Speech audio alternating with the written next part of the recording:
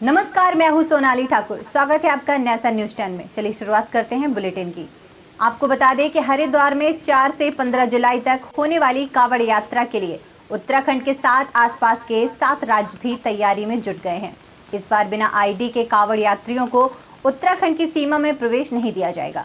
12 feet से ज्यादा ऊंची कांवड़ नहीं लाने दी जाएगी। डीजे पर प्रतिबंध नहीं होगा, लेकिन आवाज को नियंत्रित रखा जाएगा। आपको बता दें कि देहरादून स्थित पुलिस मुख्यालय में डीजीपी अशोक कुमार की अध्यक्षता में हुई उत्तराखंड, यूपी, दिल्ली, हरियाणा, हिमाचल, राजस्थान और पंजाब सहित अन्य एजेंसियों की बैठक में ये निर्णय लिया गया है कि डीजीपी ने बताया कि इस बार 3.5 से 4 करोड़ कांवड़ियों के आने का अनुमान है।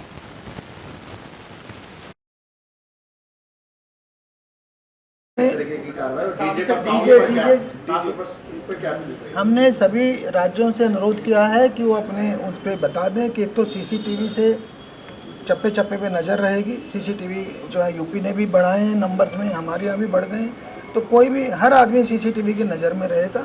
किसी की भी हुड़दंग को किसी भी रूप में टॉलरेट नहीं किया जाएगा। जो लोग बेसबॉल बैट और इस तरह की चीज़ें लेकर के चलते हैं वो बिल्कुल अलाउड नहीं होगा। जहाँ तक डीजे की बात है, डीजे प्रतिबंधित नहीं होगा, डीजे प्रतिबंधित नहीं होगा, किंतु डीजे नियंत्रित होगा। ठीक है।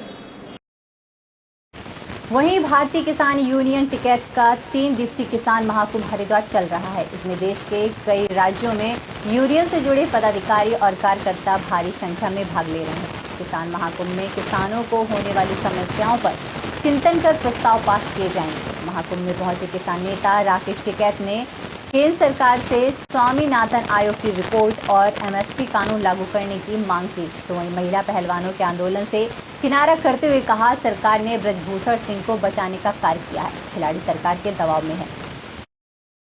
देखो, मुद्दे स्वामीनाथन कमेटी की रिपोर्ट, एमएसपी गारंटी कानून को देश में कैसे लागू करवाया जाए, ये यहाँ पे बहुत कई स्टेट के लोग यहाँ पर आ रहे, उसको सरकारों को बहुत बार चिट्ठियां लिखी। पूरे देश में इसमें एक माहौल बनेगा, हर स्टेट में मीटिंगें हों, तो उसकी तैयारी हम यहाँ पर कर रहे हैं। आपको बता दें कि उत्तराखंड राज्यपाल लेफ्टिनेंट जनरल गुरमीत सिंह हरिद्वार पहुंचे हैं। उत्तराखंड संस्कृत विश्वविद्यालय बहादराबाद पहुंचने पर राज्यपाल लेफ्टिनेंट जनरल गुरमीत सिंह का पुष्प गुच्छ भेंट कर स्वागत किया गया है। राज्यपाल उत्तराखंड लेफ्टिनेंट जनरल गुरमीत सिंह ने बहादराबाद उत्तराखंड संस्कृत विश्वविद्यालय के 10वें दीक्षांत समारोह में मुख्य अतिथि के रूप में प्रतिभाग किया है। कार्यक्रम की शुरुआत मुख्य अतिथि द्वारा दीप प्रज्वलन कर की गई है। राज्यपाल लेफ्टिनेंट जनरल गुरमीत सिंह के द्वारा दीक्षांत समारोह में छात्रों को उपाधि से सम्मानित किया जाएगा। विश्वविद्यालय के छात्र छात्राओं को उपाधि एवं मेडल प्रदान किए जाएंगे। हरिद्वार पुलिस प्रशासन के द्वारा सुरक्षा के पुख्ता इंतजाम किए गए हैं।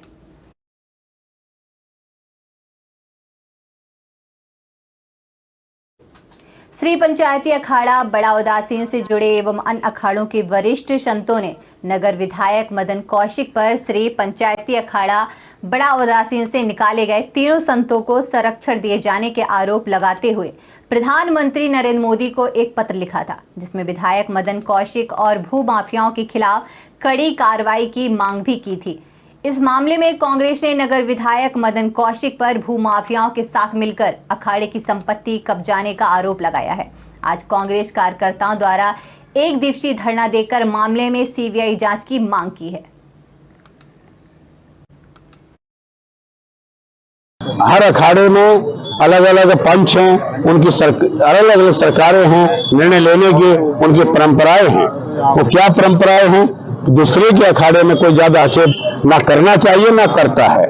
आपसी उनके मतभेद है, क्या है?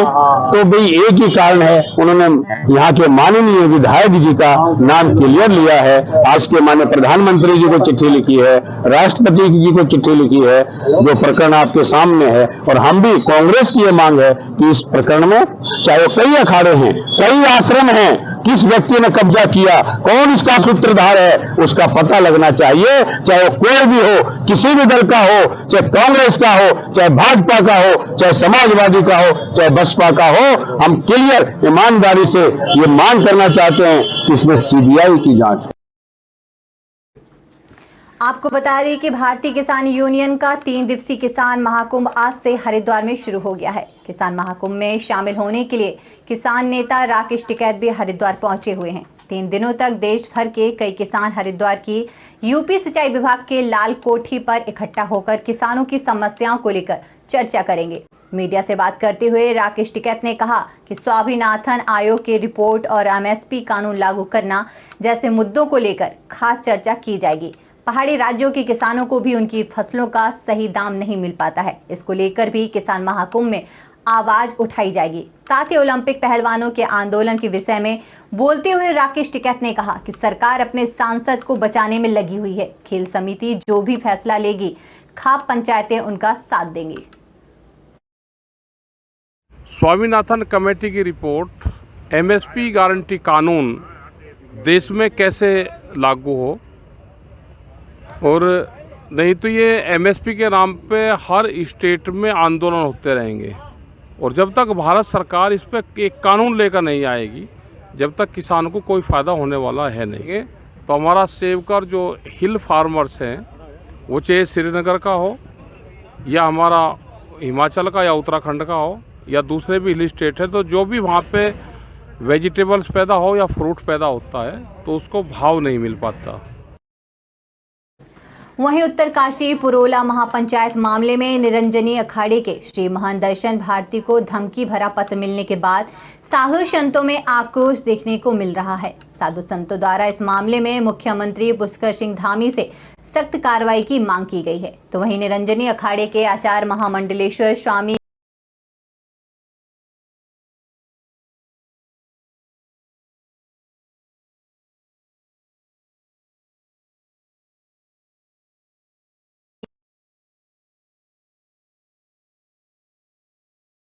भारतीय यूनियन किसान वेलफेयर फाउंडेशन के सभी वरिष्ठ पदाधिकारियों ने, राष्ट्रीय अध्यक्ष, राष्ट्रीय महामंत्री, राष्ट्रीय प्रवक्ता, प्रदेश अध्यक्ष, प्रदेश महामंत्री, ऐसे लगभग बहुत सारे राज्यों के पदाधिकारियों ने आकर के आज ही नहीं, मुझे लगभग 5 वर्षों से आग्रह किया था।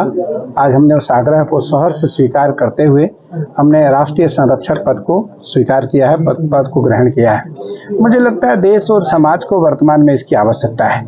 देश और समाज में जब भी कोई ऐसी विषमता आती है तो देश का किसान और देश का जवान हमारे राष्ट्र की रक्षा करता है, समाज की रक्षा करता है, व्यक्तित्व की रक्षा करता है। आपको बता दें कि मुख्यमंत्री पुष्कर सिंह धामी केदारनाथ धाम यात्रा करने पहुंचे हैं। 16 जून 2013 के केदारनाथ आपदा के आज 10 साल पूरे हो रहे हैं। इन 10 वर्षों में केदारनाथ की तस्वीर बदल चुकी है।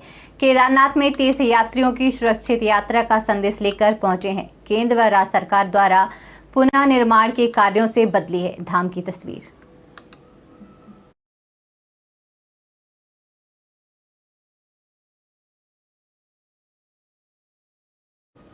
आपको बता दें कि खबर लक्सर से है, जहां कांग्रेस के रायसी में आयोजित कांग्रेस से जोड़ो यात्रा में बतौर मुख्य अतिथि शिरकत करने पहुंचे पूर्व मुख्यमंत्री हरीश रावत ने भाजपा पर जमकर निशाना साधा।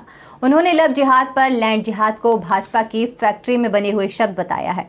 उन्होंने कहा कि कांग्रेस इन शब्दों से परिचित नहीं है। जब से भाजपा ने सत्ता संभाली है तभी से ये मामले सामने आ रहे हैं। उन्होंने ये भी कहा कि भाजपा समाज को बांटने के लिए अलग अलग तीर इस्तेमाल करती है। हमारा संबंध तो केवल कुपोषण, महंगाई, बेरोजगारी व महिलाओं पर हो रहे अत्याचार के खिलाफ आवाज उठाना है। कांग्रेस तो किसान मजदूर के लिए हमेशा से लड़ती आई है। उन्होंने कहा कि वह उन्हीं के लिए लड़ रहे हैं जो विकास के मुद्दे हैं। हमारी लड़ाई तो जिन स्कूलों में पढ़ाने के लिए टीचर नहीं, जिस गांव में पीने के लिए पानी नहीं, उन समस्याओं की लड़ाई के लिए है। उन्होंने कहा कि लव जिहाद, लैंड जिहाद पर चुटकी लेते हुए कहा कि यह शब्द केवल भाजपा को ही मुबारक हो।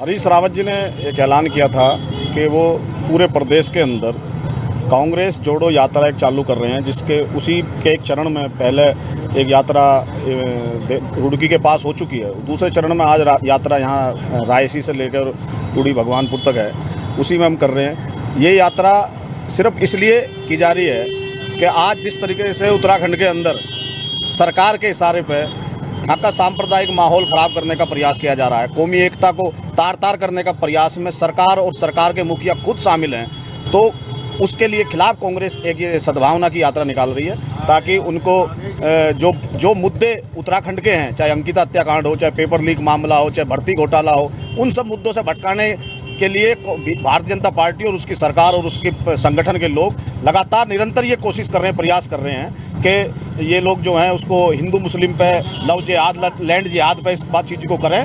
कांग्रेस इन शब्दों से परिचित नहीं, और जब से भाजपा सत्ता में आई है तभी से ये बातें उठ रही हैं, और भाजपा समाज को बांटने के लिए अलग अलग चीज़ें इस्तेमाल करती है। हमारा संघर्ष तो बेरोजगारी से है, महंगाई से है, कुपोषण से है, महिलाओं के प्रति जो अत्याचार बढ़ रहे हैं उनके खिलाफ हमारी आवाज़ है। हम किसानों के लिए लड़ते हैं, हम मजदूरों के लिए लड़ते हैं।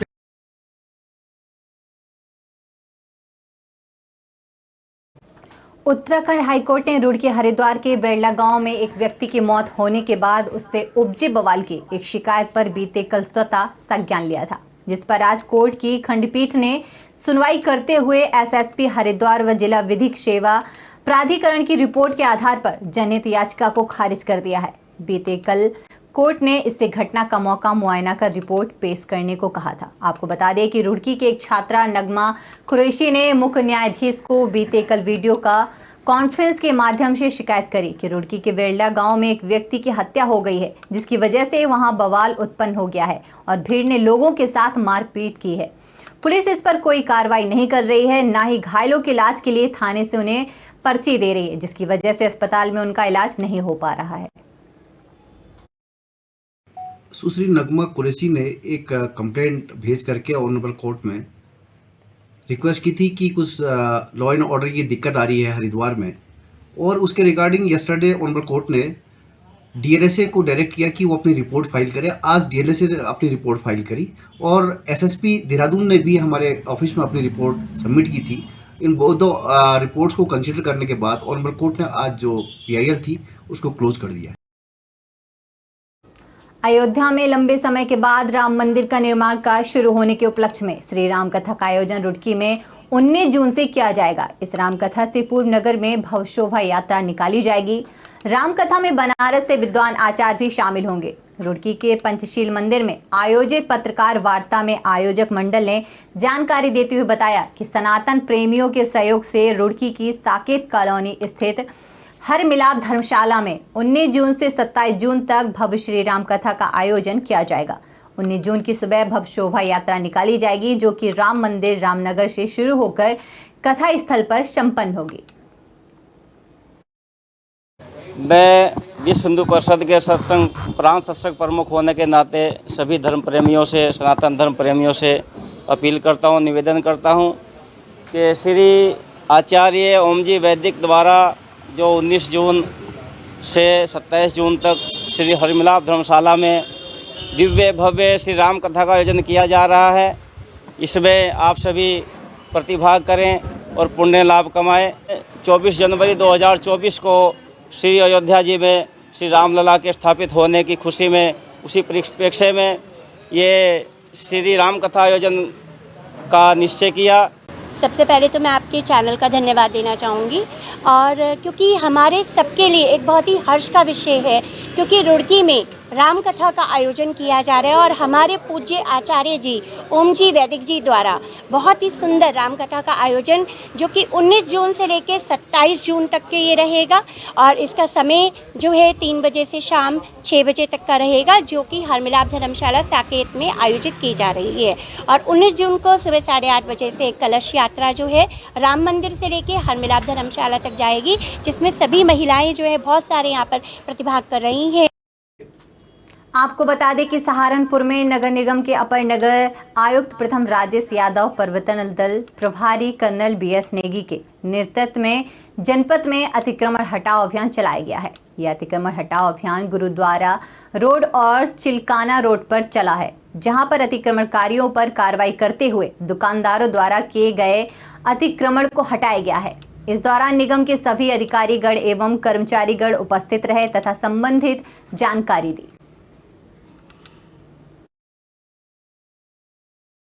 नगर निगम की जो नाली है उसके ऊपर बनी हुई है, उस पर क्या कार्रवाई आज की गई है निगम द्वारा? जैसा कि ज्ञात होगा कि लगातार शिकायतें भी आ रही थी कि गुरुद्वारा रोड पे जो है लोगों ने नाले पे अतिक्रमण किया है। नगर आयुक्त महोदय के द्वारा एक संपत्ति अधिकारी को सर्वे करने के लिए बताया गया था, जिसकी रिपोर्ट सबमिट होकर सबको नोटिस चले गए थे कि कहाँ किसने कितना अतिक्रमण किया है।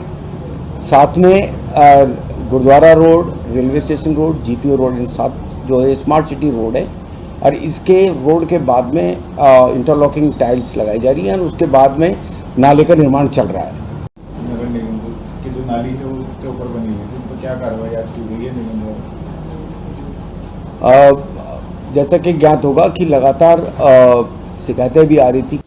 आपको बता दें कि सिंगरौली जिले के बरगवा पुलिस ने अवैध सीमेंट के कारोबार का भंडाफोड़ करते हुए बड़ी कार्रवाई कर 2 कैप्सल पल्सर सहित एक पिकअप वाहन को जब्त कर 4 आरोपियों को गिरफ्तार करने में सफलता हासिल की है। बरगवा पुलिस की इस कार्रवाई से अवैध कारोबारियों एवं मिलावटखोरों में हड़कंप मच गया है। इस संबंध में बरगवा टीआई आरपी सिंह ने प्रेस विज्ञापित के माध्यम से बताया कि 14 जून को मुखबिरों के जरिए सूचना मिली। पीके इंटरप्राइजेज कनई के एश विक्रस प्लांट का संचालन उपेंद्र कुमार वैस ईटा प्लांट्स में लूज सीमेंट कैप्सूल वाहनों से खरीदकर बोरियों में भरकर अवैध रूप से सीमेंट की बिक्री करने का कारोबार कर रहा था।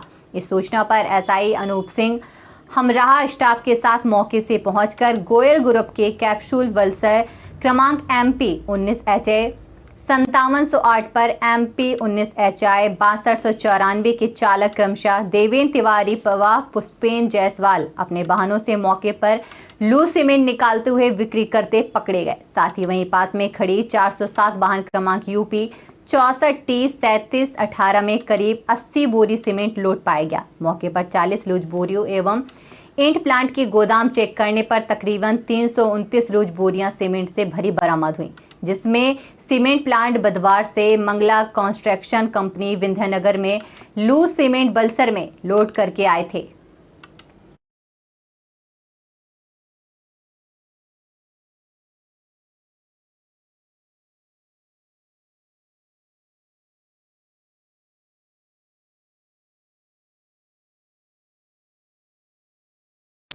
आपको बता दें कि उत्तराखंड शासन की ओर से हिमाचल प्रदेश से उत्तराखंड राज्य में धूली बजरी लाने पर पूर्ण प्रतिबंध है, परंतु प्रतिबंध के बाद भी खनन माफिया प्रतिबंधित खनन सामग्री लाने में कामयाब हो जाते हैं। हालांकि शासन की ओर से निर्देश है कि खनन विभाग, वन विभाग, राजस्व विभाग, परिवहन विभाग, पुलिस विभाग, राजकर विभाग, सभी विभाग अवैध खनन के विरुद्ध कार्रवाई करें, परंतु अक्सर देखा जाता है कि अवैध खनन पर रोक लगाने में वन विभाग एवं पुलिस विभाग ही धरातल पर अक्सर नजर आते हैं। अब सवाल उठता है कि आखिर बाकी के जिम्मेदार विभाग कहां सो रही है। इस पर वन क्षेत्र अधिकारी मुकेश कुमार द्वारा बताया गया है कि कुलहाल बॉर्डर पर अक्सर जाम की समस्या बनी रहती है। जाम का फायदा उठाकर कई बार अवैध खनन सामग्री परिवहन करने वाले उत्तराखंड राज्य में प्रवेश कर जाते हैं, परंतु वन विभाग अवैध खनन करने वालों पर लगातार नजर बनाए हुए हैं। उन्होंने ये भी कहा कि लगातार वन विभाग द्वारा अवैध खनन करने वालों की विरुद्ध कड़ी कार्रवाई अमल में लाई जा रही है। युक्त क्रम में हिमाचल की ओर से लाई जा रही प्रतिबंधित खनन सामग्री से भरे 3 वाहनों को पकड़ा गया है और उन पर सीज करने की कार्रवाई की गई है। और उन्होंने कहा कि बॉर्डर पर जाम की समस्या उत्पन्न न हो, इसके लिए पुलिस विभाग से भी सहयोग लिए जाने की बात की जा रही है। फायदा की अवैध खनिज निकासी करने वाले जो वाहन चालक हैं, वाहन मालिक हैं, उनके द्वारा किया जाता है। तो कल इसी प्रकार की एक अवैध उपखनिज निकासी में हमारे द्वारा जब चेकिंग की गई तो उसमें 2 वाहनों को सीज किया गया है, जिनमें कि प्रतिबंधित उपखनिज पाया गया और उसके विरुद्ध विधिक कार्रवाई की जा रही है। फिलहाल इस बुलेटिन में मेरे साथ इतना ही। नमस्कार।